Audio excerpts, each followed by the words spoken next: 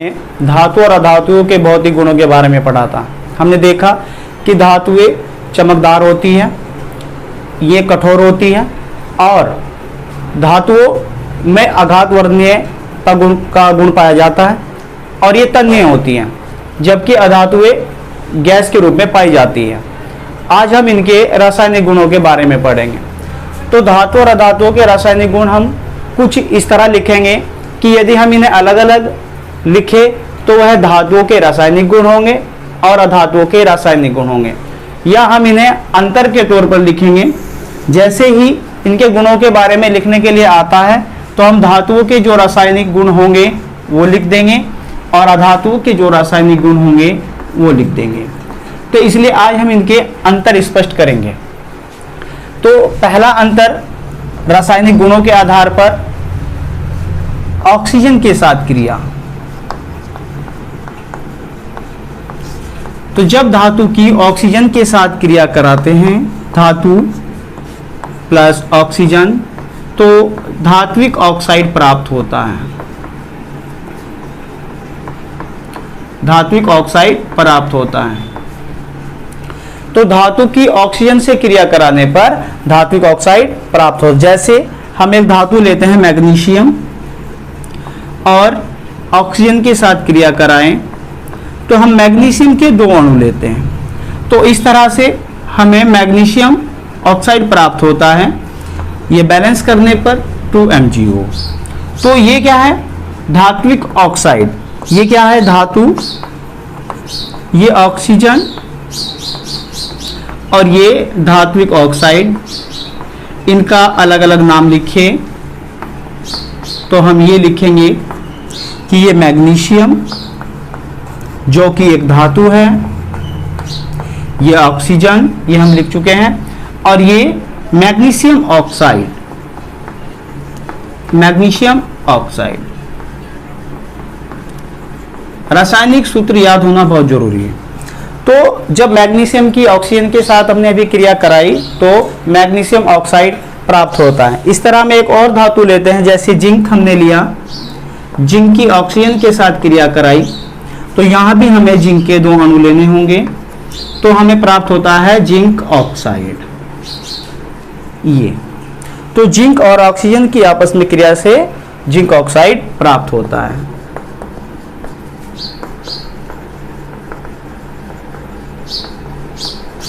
इसी तरह हम अधातु का लेते हैं, तो जब हम अधातु की ऑक्सीजन के साथ क्रिया कराते हैं तो हमें अधात्विक ऑक्साइड प्राप्त होता है। अधात्विक ऑक्साइड। हमने ये लिखा कि अधातु और ऑक्सीजन क्रिया करने के बाद अधात्विक ऑक्साइड बनाते हैं।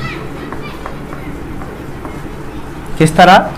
हम एक अधातु लेते हैं कार्बन और ऑक्सीजन, तो हमें कार्बन डाइऑक्साइड प्राप्त होता है। तो ये क्या है? अधातु, जिसे हम कार्बन कहेंगे, और ये क्या है? अधात्विक ऑक्साइड, कार्बन डाइऑक्साइड।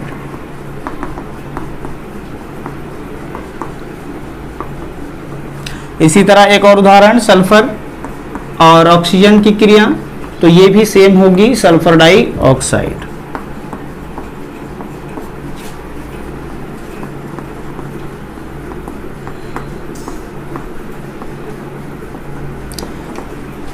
तो हमने देखा जब हम धातु की ऑक्सीजन के साथ क्रिया कराते हैं तो धात्विक ऑक्साइड प्राप्त होते हैं, और जब अधातु की हम क्रिया ऑक्सीजन के साथ कराते हैं तो अधात्विक ऑक्साइड प्राप्त होते हैं।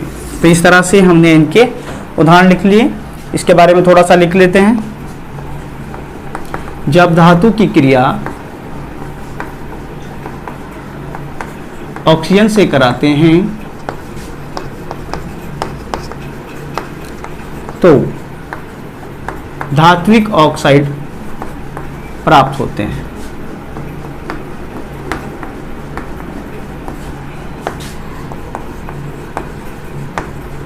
इधर जब अधातु की क्रिया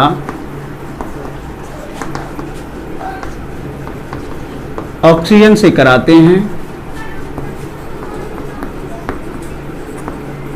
तो अधात्विक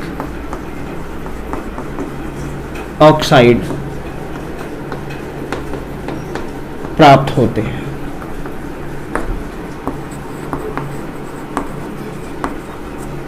तो इस तरह से हमने इसका एक अंतर लिख लिया। अब हम इसका दूसरा अंतर लिखते हैं।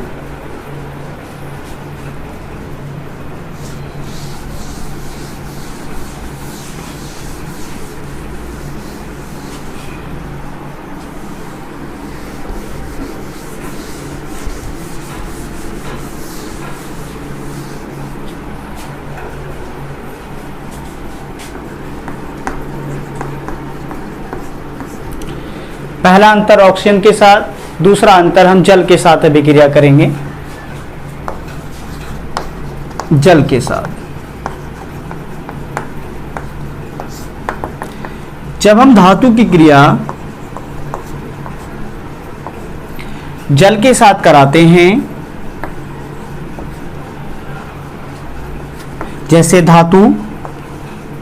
धातु हमने लिया मैग्नीशियम या सोडियम ले लेते हैं, और जल हमने लिया ये जल, तो हम यहाँ जब क्रिया कराएंगे तो हमें क्षार प्राप्त होंगे। जैसे क्षार NaOH है, यहाँ लिख देते हैं हम NaOH, जबकि H के कितने अणु हैं यहाँ पर 2, तो मैं इसे 2 गुना कर देता हूँ, तो हमें 2 ही NaOH के अणु मिलते हैं और हमें मिलती है हाइड्रोजन गैस। तो जब हम धातु की क्रिया जल से कराते हैं तो क्षार और हाइड्रोजन गैस प्राप्त होती है। तो हम ये लिख सकते हैं, जब धातु की क्रिया जल के साथ कराते हैं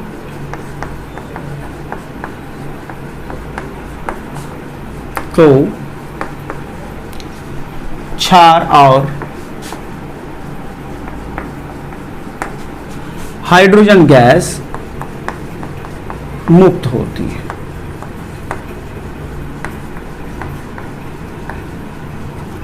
तो सोडियम और जल आपस में क्रिया करने पर हमने इसके 2-2 अणु लिए, तो क्षार और हमें क्या प्राप्त होता है, हाइड्रोजन गैस प्राप्त होती है, और साथ में इसमें हमें ऊष्मा भी प्राप्त होती है। ये हमें याद रखना है, साथ में और हमें ऊष्मा प्राप्त होती है। हम यहाँ अगर एक दूसरा उदाहरण और लें, हमने पोटेशियम लिया और हमने जल के साथ क्रिया कराई, तो सेम रिएक्शन होंगी, इसके 2 अणु, इसके 2 अणु, और 2KOH प्लस हाइड्रोजन गैस और प्लस ऊष्मा। तो 2 अणु पोटेशियम के, 2 अणु जल के, पोटेशियम हाइड्रोक्साइड, और यहाँ क्या था, सोडियम हाइड्रोक्साइड।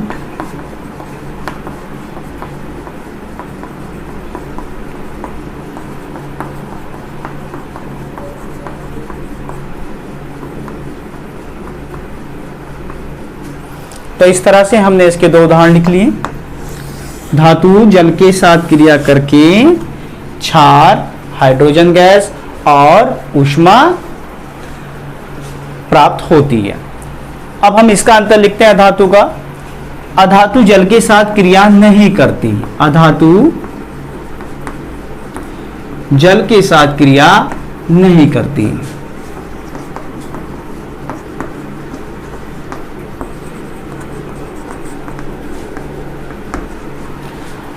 तो अधातु की क्रिया अगर हम जल के साथ कराएं तो यह कोई अभिक्रिया नहीं करती। अब हम इसका एक तीसरा अंतर लिखते हैं, धातु की अम्ल के साथ अभिक्रिया। धातु की अम्ल के साथ अभिक्रिया।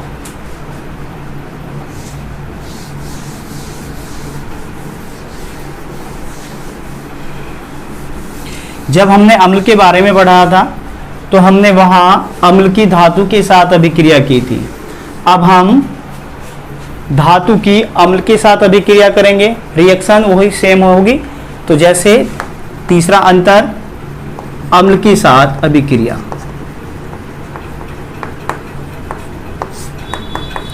तो धातु प्लस अम्ल लवण और हाइड्रोजन गैस प्राप्त होता है। लवण और हाइड्रोजन गैस, जैसे हम एक धातु ले लें, हमने एक धातु ली जिंक और हमने एक अम्ल ले लिया HCl, तो हम यहाँ HCl के दो अणु लेंगे तो हमें ZnCl2 जिंक क्लोराइड और हाइड्रोजन गैस प्राप्त होती है। इसके दो अणु लेने पर हाइड्रोजन गैस H2 बाहर, जो बचता है हमने यहाँ जोड़ दिया ZnCl2। तो इस तरह धातु अम्ल के साथ क्रिया करने पर क्या बनता है? Zinc chloride. और दूसरा रिएक्शन हम करें, जैसे हमने सोडियम लिया और H2SO4 के साथ क्रिया कराई तो H2 गैस मुक्त हुई, ये तो कंपलसरी है H2 गैस। तो हमें इसके दो अणु लेने होंगे और हमें Na2SO4 प्राप्त होता है, Na2SO4 प्राप्त होता है। तो इस तरह से धातु अम्ल के साथ क्रिया करके लवण और हाइड्रोजन गैस मुक्त करते हैं। धातु अम्ल के साथ क्रिया करके लवण व हाइड्रोजन गैस मुक्त करती है।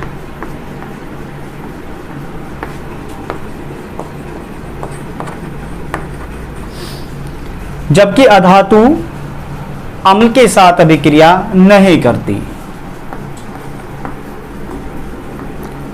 अधातु अम्ल के साथ कोई अभिक्रिया नहीं करती।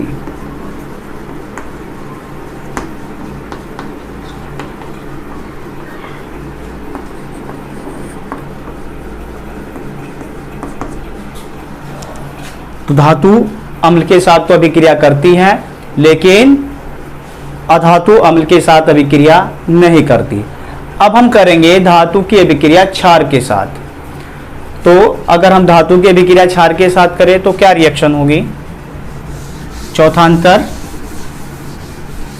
ये सारे अंतर रासायनिक गुणों के आधार पर हैं, तो आप इन्हें बार बार करके देखें और करें। चौथा, क्षार के साथ अभिक्रिया।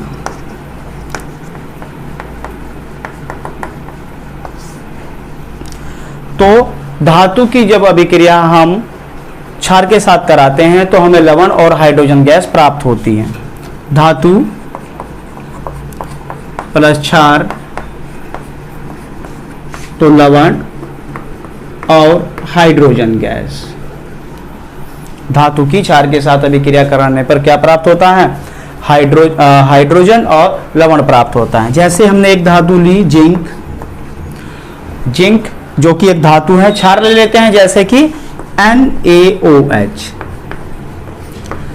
हमने हाइड्रोजन गैस मुक्त करनी है, जबकि हमारे पास हाइड्रोजन के अणु कितने हैं? एक। तो जैसे हमने हाइड्रोजन गैस मुक्त की तो इसे भी हमें डबल करना होगा। तो डबल करने के साथ साथ हमें क्या मिलता है? Na2Zn और क्या बचता है यहाँ? O2। यह है सोडियम जिंकेट। इसका नाम क्या है? Sodium zincate. तो इस तरह से हमें धातु की और क्षार की अभिक्रिया करने के बाद लवण और हाइड्रोजन गैस प्राप्त होती है। धातु की क्षार के साथ अभिक्रिया कराने पर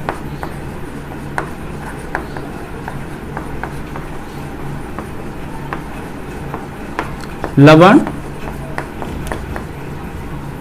व हाइड्रोजन गैस प्राप्त होती है।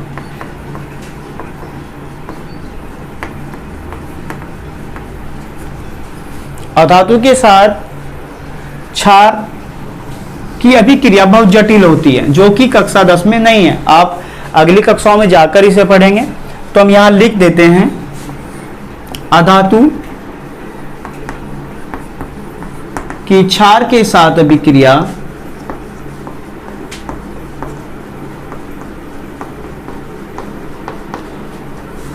बहुत जटिल है,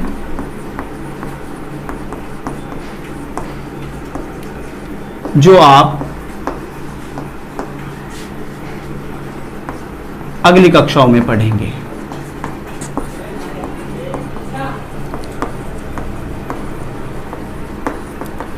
तो इस तरह से हमने धातु और अधातु का अंतर लिखा, और ये सब अंतर रासायनिक गुणों के आधार पर है।